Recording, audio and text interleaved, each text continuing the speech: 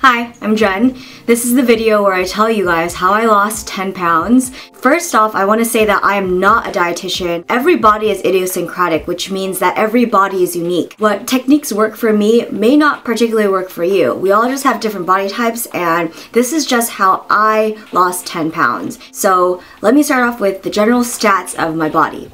Late 2011, I was around 115 to 113 pounds. My weight is always fluctuating, most bodies do. And now in 2013, I am 100 pounds, or 98 to 100 pounds. Before you freak out, this is quite normal for my height. I'm 5'1" and my BMI is 18.5. I'm not underweight, and I'm actually a lot healthier now. This took me over a year to lose this weight and maintain my weight right now. So it's not gonna happen overnight, so don't expect it to.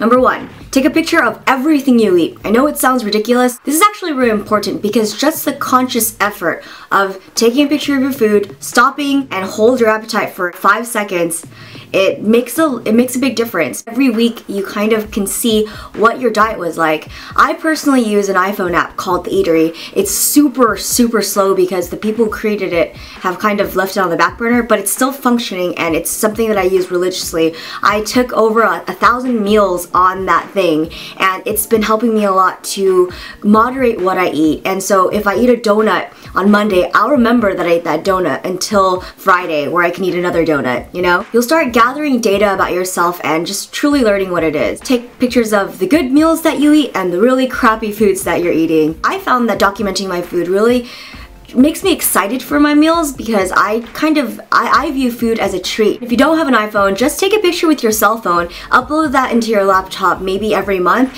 and just kind of see what you ate. It's no different than writing down the food, but I just think that taking a picture with your cell phone is a lot easier. Number 2. Carbs for me are the devil. I'm quite aware that there are good carbs, aka complex carbohydrates, that are good for you and break down slower in your body.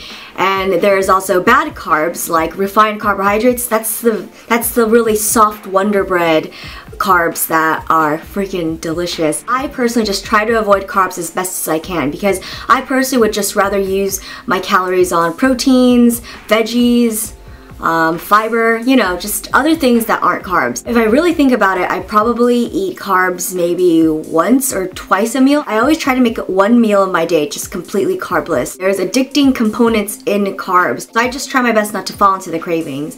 I found that I gradually weaned off carbs. I stopped ordering fries at restaurants, get a side salad instead. You're already treating yourself out because you're eating that freaking yummy burger. There's really no need to overindulge and get that pile of garlic fries, even though they're really good. Your body's gonna thank you after. When I'm eating pizza, I won't eat the crust, even though it's my favorite part, especially if there's like a garlic dipping sauce in it. When you're eating a sandwich, take one slice of the bread off so it's kind of an open face sandwich. And when I'm deciding which bread to flip off from the sandwich, I always make sure I keep the side of the bread that is soaked with the yummy sauces, like whether it's light mayo or honey mustard or something like that. I just keep that side on and just throw the rest of the carbs away. They're very subtle changes, but gradually they're going to help you wean off the carbs and just be a lot more healthy. Number 3, remix your meals. That means that recipes aren't confined to what it says on the paper or what already comes into your meal. Remember, you can modify your recipes. You can add things in, you can take things out. For an example, instant noodles are one of my favorite meals. It's, you know, just kind of a staple if you're a college student. What I do with my noodles is that I break off half of the noodles, so I'm just using one half, and then I'll pour everything in on an egg, you know, but I'll add zucchini, I'll add broccoli, I'll add spinach, kale, tofu, just anything to add more nutrients to my meal. All that veggies and fiber is just gonna fill you up faster, so you realize that you don't really need all the noodles. So although you're eating a sodium-packed meal, my personal thing is I just try to avoid carbs, and that's what worked for me. Whatever mediocre meal I'm cooking that night, I'll just add some broccoli on the side or some steamed veggies. It just makes the components of your meal just a lot healthier, and you'll feel a lot better about yourself seeing some color in your meals. And it's just those baby steps that are gonna help you. Don't really worry about the calories. I never count calories. I used to count calories in high school, and that's when I was the biggest. It was so bizarre. Focus on what kind of nutrition you're eating. It just makes everything a lot smoother and easier. 4. Water is your best friend. I've had this canteen for probably a year now, and it's kind of my safety blanket. It's always around me 24/7. It's always next to me when I'm filming, at school, next to my bedstand when I wake up. You know, I get thirsty in the middle of the night and I'll just start chugging the water. Try to sip water maybe 3 to 4 times an hour, and you'll realize that most of the time when you're hungry, you're either just thirsty or you're just bored. So water can be your best friend. Ditch the soda, ditch the juice. I stopped drinking soda probably in high school, and that helped a lot. You might as well just eat the actual fruit, because although some juices have vitamins in it, you lose all the fiber, which is what burns the calories when you're digesting it. Juice is essentially just liquefied sugar. So if you're looking for the vitamins or the nutrients, I would say just to eat the actual fruit, because then you get filled up and you get the vitamins, and it's just nice to chew on something rather than just, you know, shoveling it and let it drizzle down your mouth. I prefer chewing it. 5.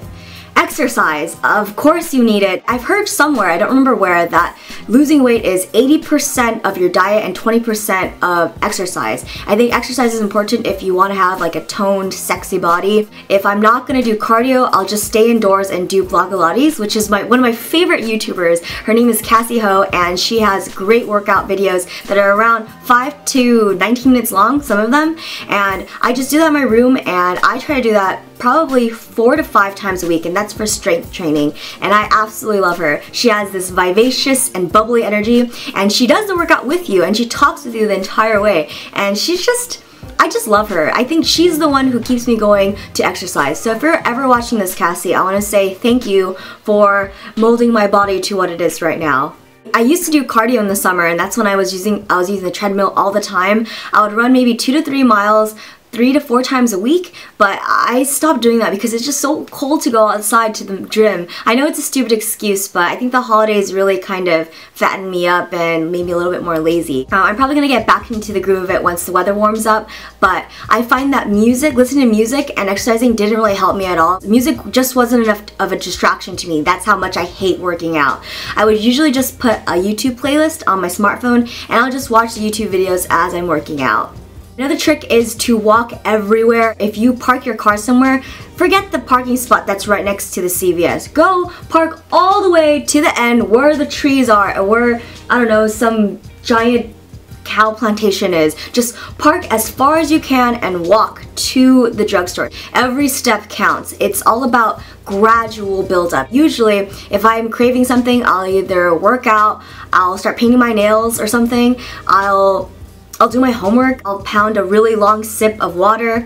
I think your body's always playing tricks on you. I think it's always saying that, oh, you're so hungry, you want this cupcake. No, you don't need that cupcake. You are in control of your own body, and if you want to lose 10 pounds, you can do it. You know how to lose weight. No one wants to hear it, but it's essentially the same thing. You gotta change your diet and you gotta exercise. Those are the main 2 things. And these are the little small changes that I made to my life. And I'm not saying that I did these bam overnight. I think I started developing each rule around, I don't know, 5 to 6 months apart. If you mess up one day, it's okay. It's okay to mess up.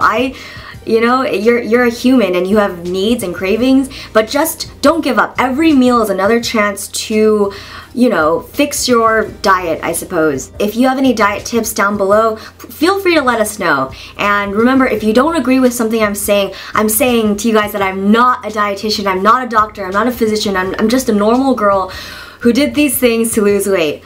Whew. If you have an Instagram, my username is I'm Jenim. You can follow me if you would like. So I'll talk to you in my next video, and see you later. Bye!